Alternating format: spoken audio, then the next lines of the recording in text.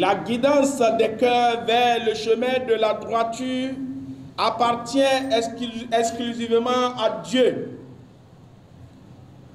Il en honore qui il veut et en prive qui il veut. Cette guidance ne dépend pas forcément des miracles que peuvent faire les prophètes de Dieu pour convaincre leur peuple.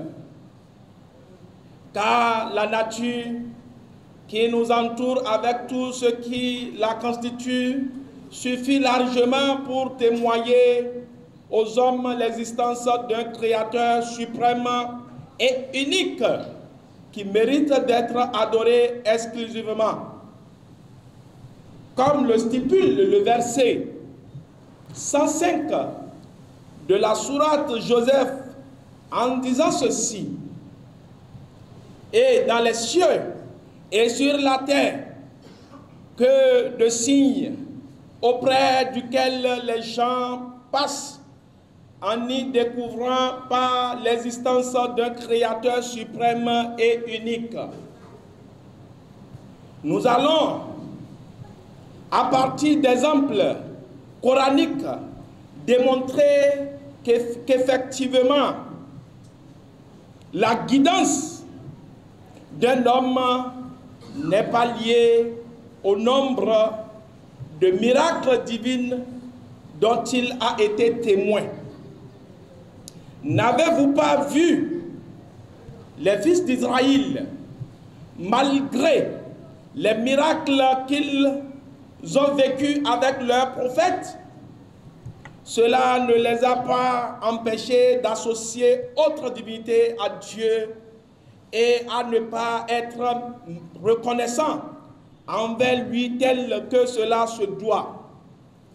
Comme miracle, Dieu leur a fondu la mer en 2 montagnes de glace, sans aucune boue sur leur passage.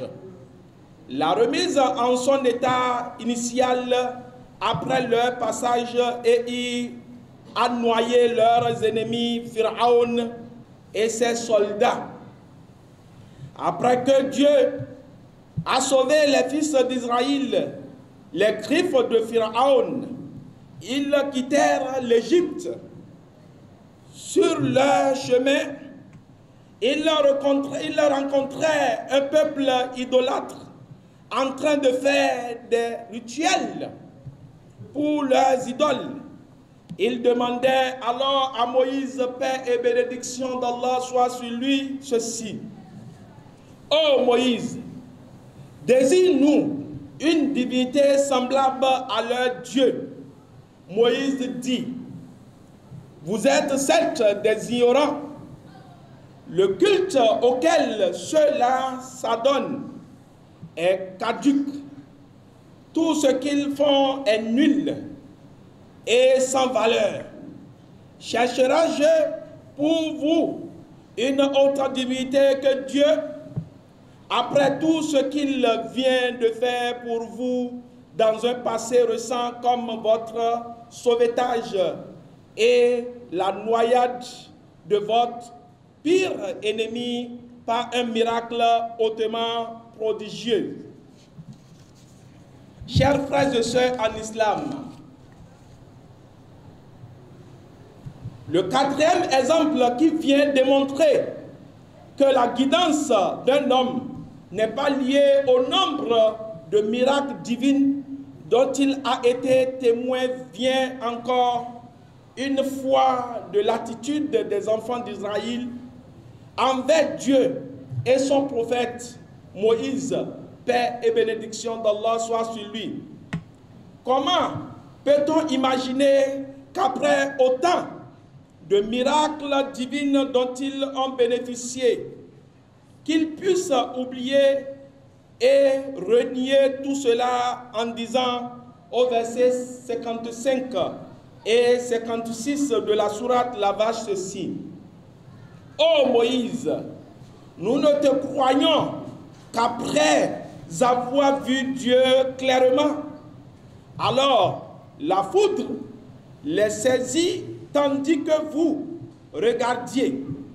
Puis nous vous ressuscitâmes les uns après les autres pour que vous puissiez témoigner de cette force de notre part. Par rapport à la prêche d'aujourd'hui, ce que nous devons comprendre que c'est Dieu seulement qui peut mettre une personne sur la bonne route, sur le bon chemin. Nous tous, nous allons essayer, mais remettons-nous à Dieu pour qu'il nous dirige. Nous remercions l'imam qui est notre guide spirituel dans cette mosquée. Nous le remercions, que Dieu Tout-Puissant le guide sur le droit chemin. D'ailleurs, lors du jour ou bien le serment de Yodi, presque la guidance d'Allah subhanahu wa ta'ala. Puis celui que Dieu guide est le meilleur des hommes.